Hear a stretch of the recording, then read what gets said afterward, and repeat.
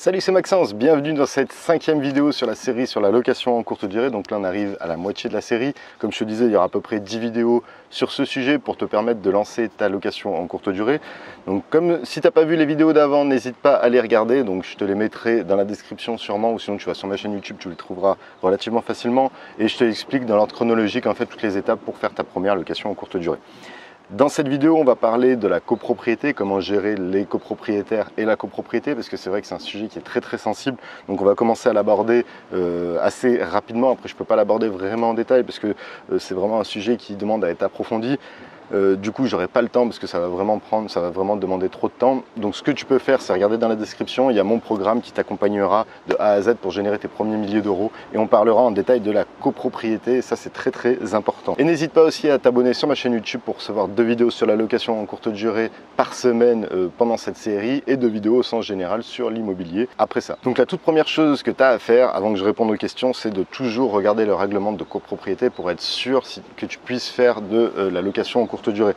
Donc ce que tu dois regarder dans ce règlement de copro, c'est surtout l'usage des parties privatives, s'ils n'interdisent pas le meublé ou si tu n'as pas une clause de bourgeoisie exclusive. Ça c'est vraiment la base des bases. Si tu n'as aucune des deux, logiquement tu devrais pouvoir le faire. Après je te conseille toujours d'aller voir l'urbanisme ou la mairie de ton coin pour vraiment être sûr et d'y aller avec ton règlement de copro, comme ça eux te diront si oui ou non tu peux exercer ce type d'exploitation. La toute première question, c'est comment gérer les nuisances sonores.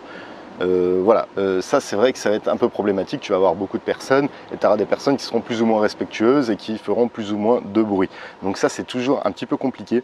Moi ce que je te conseille de faire avec l'aide d'un avocat, c'est de réaliser un contrat que tu feras signer à l'entrée de tes locataires, et dedans tu mettras une clause avec une caution si ils ont fait beaucoup de bruit et si les voisins se sont plus plaints du bruit. Et ce que je te conseille de faire, c'est vraiment ça. Comme ça tu leur fais signer à leur accueil et ça peut les dissuader de ne pas faire de bruit s'ils voient qu'il y a une clause qui dit que s'ils font du bruit, tu leur débites la caution. Pour ça, je te conseille de te faire accompagner par un avocat pour ne pas faire tout et n'importe quoi non plus.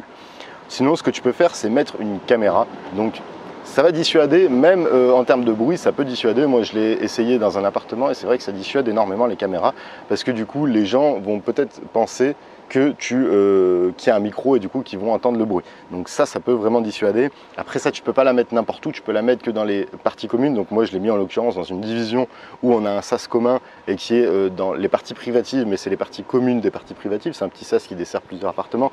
Par contre, si tu veux le mettre vraiment dans le couloir de la copropriété, là il faut que tu demandes au copropriétaire si tu peux le faire, parce que tu n'as pas le droit de le faire normalement si tu n'es pas autorisé.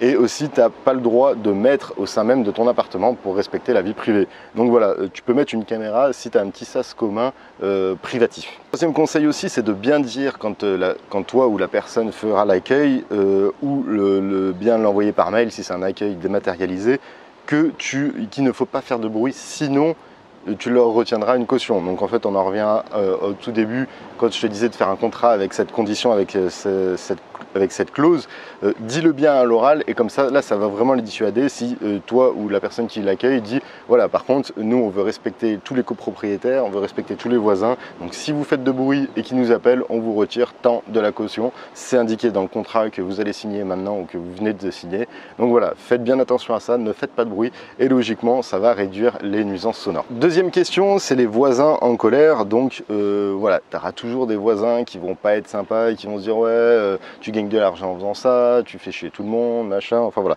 il y aura toujours des personnes qui vont vous prendre la tête pour ça. Moi, ce que je te conseille de faire, c'est en amont, c'est de leur offrir des chocolats en leur disant bah voilà, je suis nouveau, j'ai acheté cet appartement pour faire ce type d'exploitation, j'ai essayé de faire au mieux pour qu'il y ait le moins de soucis possible, normalement il ne devrait pas y avoir trop de soucis, voici une petite boîte de chocolat pour votre compréhension ou autre. Donc ça peut être toujours intéressant. Après, sois toujours courtois aussi, sois toujours souriant dès que tu les croises, voilà, sois toujours compréhensif. S'il y en a un qui se plaint de quelque chose, écoute-le et dis que tu peux faire quelque chose pour l'aider. Tu peux essayer peut-être de leur rendre des petits services. Donc si par exemple c'est des petites mamies qui montent leurs courses, moi ce que je faisais c'est voilà, je les aidais à monter leurs courses. Comme ça instaure une bonne relation. Après, tu peux aussi donner ton numéro, le numéro de la gestionnaire. Si par exemple, t'en as un, il fait vraiment la bringue jusqu'à 3 h du mat, lui dire qu'elle t'appelle quand c'est dans ce cas-là et que toi tu puisses intervenir. Donc voilà, il y a plein de petites choses qu'il faut que tu fasses pour mettre dans une bonne ambiance et éviter en amont que les voisins soient en colère. Après, la troisième question, c'est par rapport au passage. Donc comment est-ce qu'on peut faire pour éviter qu'il y ait trop de passages? Là, ce que je pourrais te dire, c'est que tu peux pas trop contrôler ça, parce que la personne, si elle a envie de sortir 10 fois de l'appartement, elle sortira 10 fois de l'appartement. Après, logiquement, il n'y aura pas forcément plus de passages qu'une location traditionnelle ou qu'un médecin ou autre. C'est juste que ça sera différent. Par contre, ce que tu peux faire, c'est dire que les check-in, donc les passages avec les valises, là où ce qui peut faire le plus de bruit, se font entre 16 h et 19 h, ou 15 h et 19 h, pas trop tard, comme ça évite qu'ils rentrent avec les valises et qu'ils fassent beaucoup trop de bruit, parce que c'est souvent les valises qui cognent un peu de partout, c'est un peu ce qui fait du bruit. Donc ce que tu peux dire, c'est voilà, mettre un créneau de check-in pour faire l'entrée du coup assez restreint et pas trop tard dans le soir, comme ça t'évitera de faire, qu'ils entendent les bruits de valises le soir à 22, 23, 24, enfin minuit par exemple. Après, voilà, le passage, tu en auras toujours et tu auras autant de passages qu'une personne qui habite dedans et qui a besoin de sortir 10 fois de son appartement. Donc, si tu as peur pour le passage, dis-toi que dans tous les cas, tu auras un peu de passage. C'est juste que tu peux un peu limiter comme ça en disant, bah voilà, j'accueille le check-in, du coup, les passages avec les valises de 15 h à 19 h et ça te permettra de réduire un petit peu le bruit, les nuisances qu'il peut y avoir et on va dire le passage à ce niveau-là. Donc voilà pour ce qui était de cette vidéo, j'espère qu'elle t'a plu, n'hésite pas à la liker, à la partager et n'hésite pas aussi à t'abonner du coup sur ma chaîne YouTube et à jeter un petit coup d'œil sur la formation si ça peut t'intéresser, la location en courte durée, si tu veux générer tes premiers milliers d'euros. Sur ce, je te dis à très bientôt pour une prochaine vidéo.